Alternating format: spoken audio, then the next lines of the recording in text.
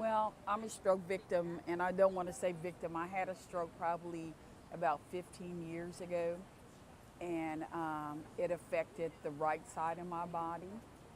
And I still kind of, well, I walk with a limp. But otherwise, I have gone back to work, have been working since I had the stroke. It was a different experience for me because I had just lost 40 pounds, walked 5 miles every day, ate very good, did the right things, and then all of a sudden, after the second time, because the first time my doctor didn't diagnose me with a stroke because it was on a Sunday and I was on the way back to church and I fell down the steps. So they put my arm in a sling and that was it.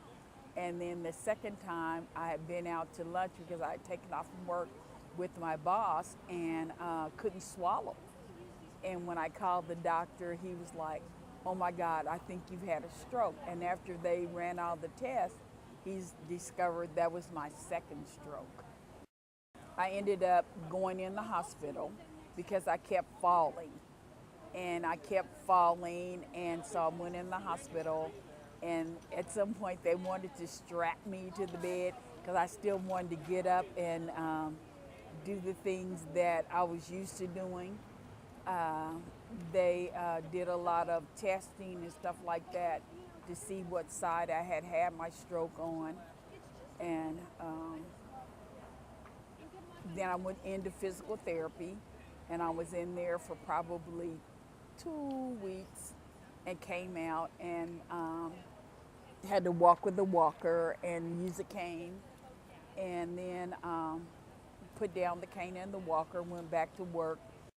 Since it happened on my right-hand side, I was right-handed, so I had to readjust. For the longest, my sister and my mom had to sign my checks because I couldn't.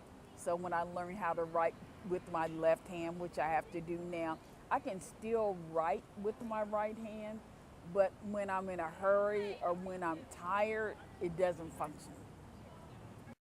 To let people know that it has nothing to do with age, or it has nothing to do with background or what you do to support yourself, because like I said, I had lost 40 pounds. I walked every day. I mean, every day. I would get up at 5 o'clock in the morning and walk for 2 hours, and I still had a stroke. And probably up until 2 years ago, they didn't know why I had my stroke.